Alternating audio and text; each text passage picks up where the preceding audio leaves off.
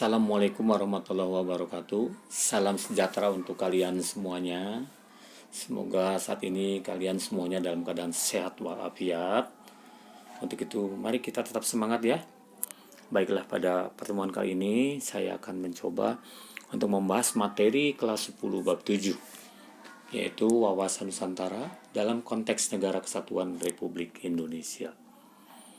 Untuk saat ini, coba kita akan lihat dulu bagaimana kita melihat tentang pengertian wawasan Nusantara. Wawasan Nusantara adalah cara pandang bangsa Indonesia tentang diri dan lingkungannya berdasarkan Pancasila dan Undang-Undang Dasar Negara Republik Indonesia tahun 1945 dengan mengutamakan persatuan dan kesatuan bangsa serta kesatuan wilayah dalam menyelenggarakan kehidupan bermasyarakat, berbangsa, dan bernegara. Hakikat wawasan Nusantara. Tiap warga dan aparat negara harus berpikir, bersikap, dan bertindak secara utuh dan menyeluruh demi kepentingan bangsa dan negara Indonesia. Adapun asas wawasan Nusantara meliputi pertama kepentingan yang sama, kedua tujuan yang sama, ketiga keadilan, keempat kejujuran, kelima solidaritas, keenam kerjasama, dan ketujuh kesetiaan. Konsep wawasan Nusantara.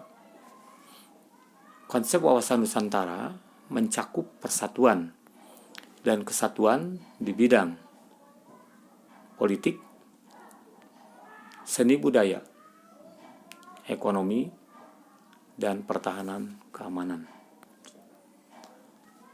Berikut ini akan saya jelaskan mengenai kedudukan, fungsi, tujuan, dan manfaat wawasan Nusantara. Pertama, kedudukan wawasan Nusantara. Wawasan Nusantara menjadi landasan visional dalam menyelenggarakan kehidupan nasional. Dilihat dari fungsinya, wawasan Nusantara berfungsi sebagai pedoman, motivasi, dorongan, serta rambu-rambu dalam menentukan segala kebijakan, keputusan, tindakan, dan perbuatan bagi penyelenggara negara di tingkat pusat dan daerah, maupun bagi seluruh rakyat Indonesia yang mengutamakan kepentingan nasional. Adapun tujuan wawasan Nusantara. Wawasan Nusantara secara umum bertujuan untuk mewujudkan nasionalisme yang tinggi dan meningkatkan persatuan di segala aspek kehidupan warga negara Indonesia. Berikut ini merupakan manfaat wawasan Nusantara. Baiklah, kita akan sebutkan bahwa ada dua manfaat wawasan Nusantara.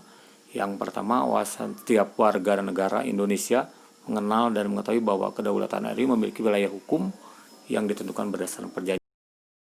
Kemudian yang kedua, tiap warga negara Indonesia wajib mempertahankan dan menjaga wilayah Indonesia dari ancaman, tantangan, hambatan, dan gangguan dari pihak manapun. Aspek Trigatra dan Pancagatra dalam wawasan Nusantara. Yang pertama, aspek Trigatra wawasan Nusantara. Aspek-aspek Trigatra meliputi pertama, posisi dan kondisi geografis. Yang kedua, keadaan dan kemampuan penduduk. Tiga, keadaan dan kekayaan alam. Sementara aspek Pancagatra wawasan Nusantara. Pancagatra merupakan integrasi dari faktor-faktor dinamis, yaitu pertama ideologi, kedua politik, tiga ekonomi, empat sosial budaya, lima pertahanan, dan enam keamanan. Nah, berikut saya jelaskan mengenai hubungan antar gatra. Makna dari hubungan antar Trigatra dan Pancagatra serta antar gatra dapat diperhatikan antara lain sebagai berikut.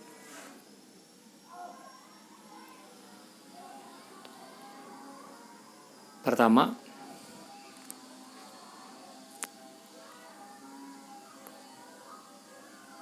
Trigatra merupakan modal dasar yang dinamis untuk menciptakan kehidupan nasional. Kedua, merupakan suatu tatanan yang utuh, menyeluruh, dan terpadu. Ketiga, terjalin hubungan antar gatra dalam keseluruhan kehidupan nasional. 4. Kelemahan di salah satu gatra dapat mengakibatkan kelemahan di gatra lain. Dan yang kelima, kekuatan beberapa gatra dapat didaya gunakan untuk memperkuat gatra lainnya.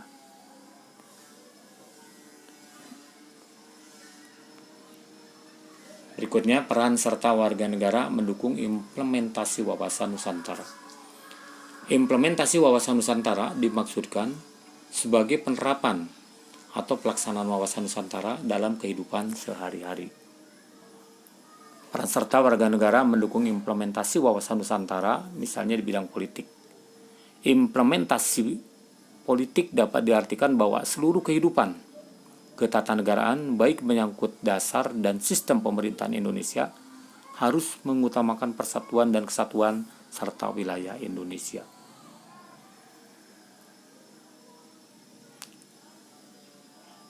Di bidang ekonomi, implementasi di kehidupan ekonomi akan menciptakan tatanan ekonomi yang benar-benar menjamin pemenuhan dan peningkatan kesejahteraan dan kemakmuran rakyat secara merata dan adil.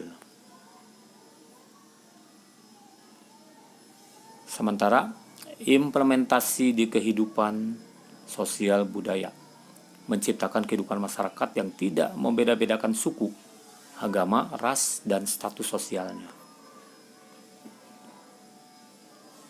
Sementara implementasi di kehidupan pertahanan dan keamanan bertujuan untuk menumbuh kembangkan kesadaran cinta tanah air dan bangsa yang lebih lanjut akan membentuk sikap bela negara setiap warga negara Indonesia.